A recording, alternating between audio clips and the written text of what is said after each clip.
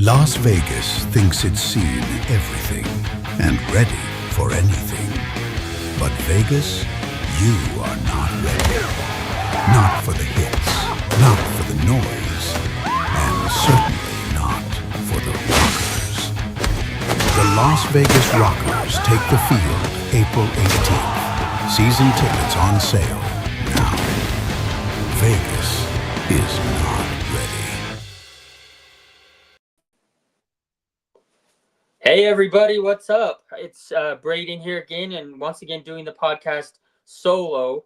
I had another host in Rob, but he's no longer with the IAL, so it's just me again. Hopefully, I can find another co-host soon. I just want to mention real quick before we get started. Go to LasVegasRockers.com. You can get your season tickets, and single game tickets go on sale about 2 weeks before the season starts. So make sure you do that. And today we're going to be talking about Orleans Arena, where the Las Vegas Rockers play, and we're going to be going over the history of it, the teams that played there, all of that. So I'm glad to have you here, and yeah, let's just dive into it.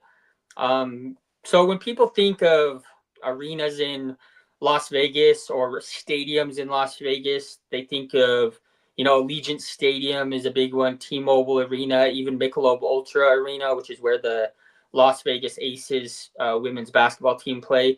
But Orleans Arena, it helped revolutionize the sports scene in Las Vegas long before Allegiant was around or T-Mobile was around.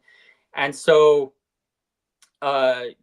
it held a special place in many sports fans' hearts. And so we're just gonna get into it and talk about Orleans Arena. Can't wait to get this going. I'm glad you feel that way. I can't wait either. I'm always so happy to host the show, and hopefully I can find another co-host soon. But yeah, let's just dive right into it. So Orleans Arena opened in 2003. And it was opened as an extension or as a expansion rather of the Orleans Hotel and Casino brand.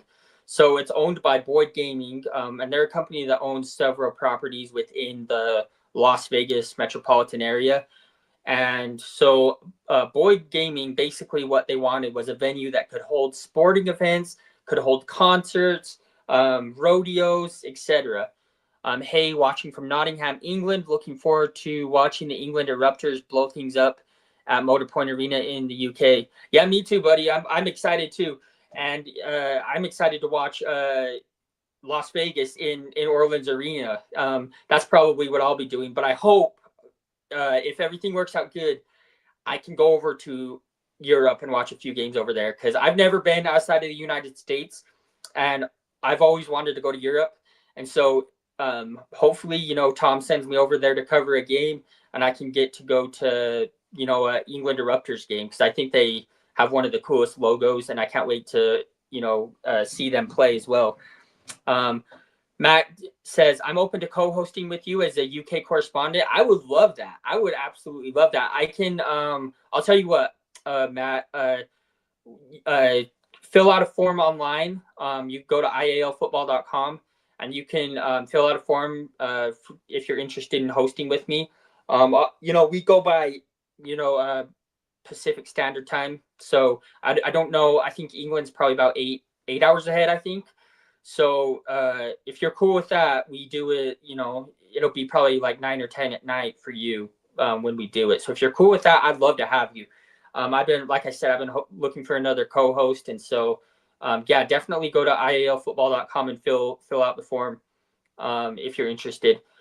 So like I said, Orleans Arena hosted by Boyd Gaming, and I love researching the stadiums. I have a whole YouTube series on my channel called Dead Stadiums, which is basically stadiums that are no longer in existence. And so it's like one of my favorite things to research stadiums.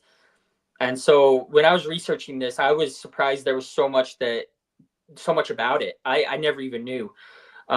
So Boyd Gaming, essentially what they wanted was a venue that could host sports, host rodeos, host concerts, and basically attract visitors from all over the world, essentially. They wanted something that was versatile, and that's exactly what they got. So basically, they opened up this venue in 2003, 9,000 seats, and the size turned out to be actually one of its biggest advantages, and I'll explain what I mean.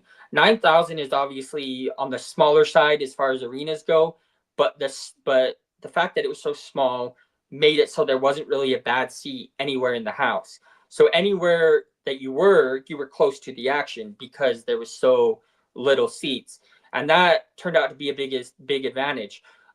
So the floor can be converted between different configurations, including ice hockey, basketball, arena football, concert stages, boxing, MMA, and rodeo as well. And it can be it can basically serve almost any function you want it to. That's versatility right there. Matt says 8 hours. That's right. Yeah, 8 hours ahead. You're 8 hours ahead of Pacific Standard Time. I'm actually in Utah, so I go by Mountain Time. So you're 7 ahead of me and 8 ahead of the rest of the crew. So yeah. So because of the versatility, the venue became quite popular really quickly. And it became one of the busiest arenas in all of Las Vegas as well.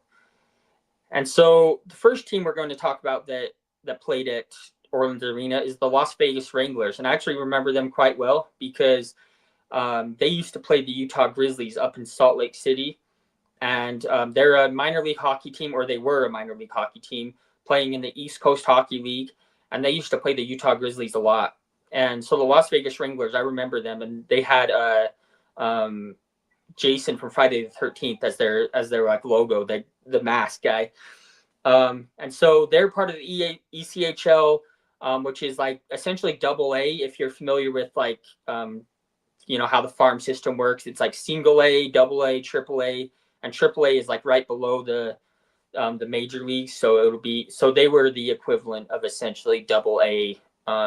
So they were 2 rungs below the NHL. And so the team began playing in the arena during the 2003 season, and almost immediately they became one of the most popular minor league hockey teams in the country. But what made the Wranglers special wasn't just the hockey. It was because they had some wild and crazy promotions. So they had Star Wars themed games. They had Elvis tribute nights. If you know anything about Vegas, and I'm sure a lot of you do, Elvis is kind of like a staple of Las Vegas. Elvis impersonators do like weddings. They do, meet and greets. They do pictures. And so it's kind of like a staple of Las Vegas. So they had an Elvis tribute night. They had promotions where fans could bring unusual items into the arena. And then they had a lot of like other participation contests for fans to do.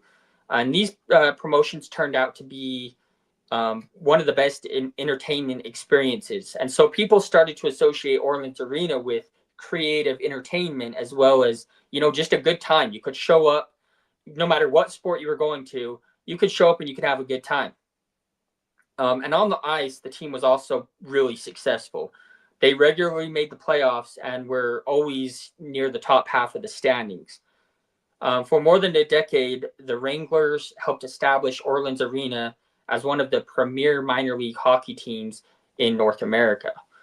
The team played there until 2014, and they had some financial issues, and so they ended up just closing operations. Even today, many Las Vegas sports fans remember the Wranglers games as the most fun sporting events that the city ever hosted. Long before we had the Golden Knights, we had the Las Vegas Wranglers minor league hockey team. So next we're going to talk about arena football in the building. And this is my favorite part. So the venue hosted the Las Vegas Gladiators, who are members of the Arena Football League, the original Arena Football League. Arena football, like you guys already know, is a faster and more high-scoring version of outdoor football. And it's played on a field that's roughly the size of an indoor ice hockey rink. The Gladiators played in Las Vegas from 2003 until 2007 before they relocated to Cleveland and became the Cleveland Gladiators. Arena football worked extremely well in this venue because the field fits perfectly inside the arena floor. The crowd is close to the action, and even if you're a few rows back, you still feel like you're close to the action, and the atmosphere gets very loud and energetic. One thing I've noticed about smaller venues is that there's almost like an amplifying effect. So the walls are smaller, it's a smaller seating arrangement, but all of that combined so that when the crowd does get loud, it feels a lot louder. And I've noticed that with Maverick Arena too, which is where the grade eights are going to be playing. I've been to, gosh, probably over 500 games at the Maverick Arena, between ice hockey, between arena football, between Days of 47 rodeo, which happens every single year there. I've been there probably at least 500 times, and there's never a bad experience in any one of those times. And so I can't wait for arena football up there. And I've been to Orleans Arena a few times too, and once again, always a good experience. And so even after the Gladiators left, Orleans Arena continued to host occasional indoor football events and tryouts. So given the most recent role of arena football in Orleans Arena, the building is going to be a really good venue to host indoor football, the Las Vegas Rockers. It already has proven itself to be one of the premier indoor facilities pretty much almost anywhere. And so, yeah, there's a picture of it right there. That's the Orleans Hotel and Resort, and that's Orleans Arena right there. And so you can see it just looks pretty from the outside too. That white with the, cursive Orleans. It's aesthetically pleasing. You look at it and you're like, I want to go inside. I want to see what's in there. I want to go attend a game. That's at least that's what I think in my head. I always think every time I see it, I'm like, man, I got to get to a game soon. So another big draw of Orleans Arena was college basketball tournaments. So now that it's March Madness, a lot of people are paying attention to college basketball, and it's especially this time of year, they're paying attention to it. But I watched the WAC tournament, which was at Orleans Arena. I watched the Mountain West tournament, which was at Orleans Arena, and the West Coast Conference tournament, which was at Orleans Arena. So 3 different tournaments in the span of probably about 2.5 weeks. And so as you can imagine, three tournaments in 2.5 weeks it's going to be busy. And so, fans were going in and out. The venue was always popping off. Almost every night there was a game. And so Matt says, is the website ialfootball.com? Yes, it is. You go to ialfootball.com and there should be a tab where it says people interested in joining or helping something like that, and then you just click on that and you fill out a form, and you can just say you want to host the Rockers Unplugged podcast with me, and they should get back to you within like 48 hours, I would say. The team is pretty good at getting back to potential applicants, so just submit your form, and within 48 hours we should have someone reaching out to you. The West Coast Conference tournament in particular, which happens every year at Orleans Arena, has some of the biggest names in college basketball. You got Gonzaga. For a while, BYU was in the West Coast Conference tournament. And you have St. Mary's, who's also a big-time college basketball team. And so this made Las Vegas really a destination city. Orleans Arena helped put Las Vegas as a destination city. Obviously, people went there before. It was a destination place before, but this really helped solidify, its standing as if you like sports, you're going to go there. And so beyond that tournament, the arena also hosts early season college basketball tournaments, neutral site games, and high school championship games as well. I know that I believe it's Nevada 3A tournament is held there. I don't know about the other tournaments, but I know that at least that is held there. And last time in chat, somebody said that they went to the championship game, the high school championship game at Orleans Arena. And so I thought that was pretty cool that somebody had that or went to that. So next up is concerts, fights, and entertainment. So sports are really only part of the story. Orleans Arena has solidified itself as a major venue for concerts as well. Because of this, the arena is ideal for artists who want a strong Las Vegas crowd without performing in a giant stadium. So a lot of artists they want the smaller venues because it's more intimate. You can interact with fans more, and so that Orleans Arena provided that.